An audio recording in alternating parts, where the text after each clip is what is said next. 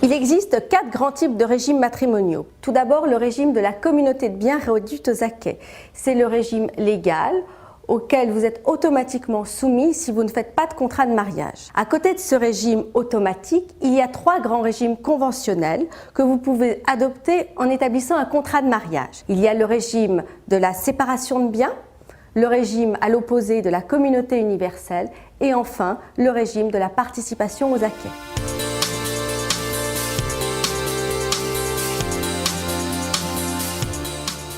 Le régime légal de la communauté de biens réduite aux acquêts est un régime au terme duquel le patrimoine du couple, c'est-à-dire les économies du ménage mais également les biens achetés pendant cette vie de couple, est commun.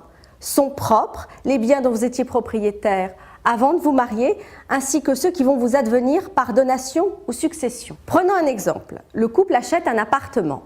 S'il est financé avec les salaires de l'un des époux, eh bien, il sera néanmoins commun.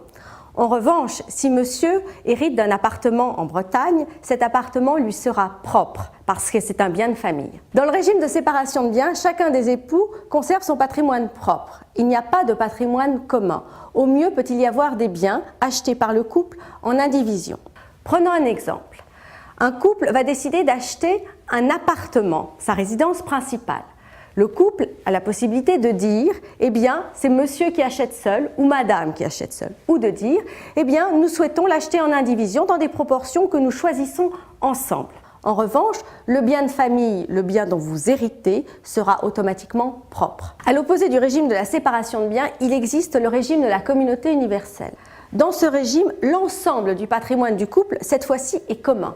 Dans notre exemple précédent, l'appartement du couple sera forcément commun, mais le bien de famille dont monsieur a hérité, son appartement en Bretagne, eh bien il sera également commun. C'est donc un régime auquel il faut réfléchir avant de l'adopter.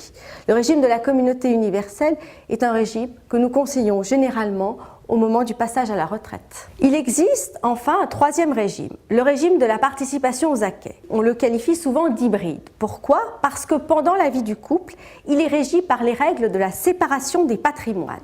En revanche, au moment de la liquidation du régime, c'est-à-dire au moment du décès ou du divorce du couple, eh bien, on va reprendre les règles de la communauté de biens.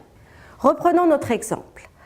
Le couple a décidé d'acheter un appartement. Monsieur le finance seul. Il lui appartiendra en propre. En revanche, au moment de la dissolution du régime matrimonial par décès ou divorce, monsieur devra automatiquement à son ex-épouse ou aux héritiers de son épouse en valeur la moitié de l'appartement. Pour l'appartement de Bretagne, le bien de famille de monsieur, celui-là lui restera toujours propre.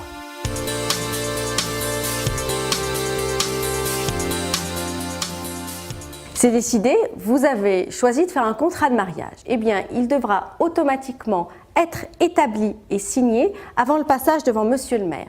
À défaut, vous serez soumis au régime légal de la communauté de biens. Si vous établissez un contrat de mariage, il devra nécessairement être notarié. Vous devez donc prendre attache avec votre notaire qui rédigera un contrat sur mesure en parfaite adéquation avec vos aspirations.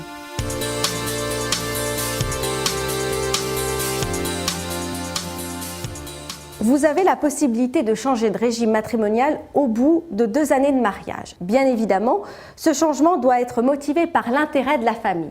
Dans ce cas, vous allez prendre attache avec votre notaire qui vous rédigera un contrat de mariage nouveau, car cet acte doit automatiquement être notarié. Prenons 2 exemples. Madame a décidé d'ouvrir son propre commerce. Eh bien, nous lui conseillerons un régime de séparation de biens. Pourquoi? Parce que ça permettra au couple de protéger son patrimoine futur. 2e exemple, monsieur et madame passent à la retraite. Ils sont inquiets pour leur avenir. Nous leur conseillerons une communauté universelle afin de protéger le conjoint survivant.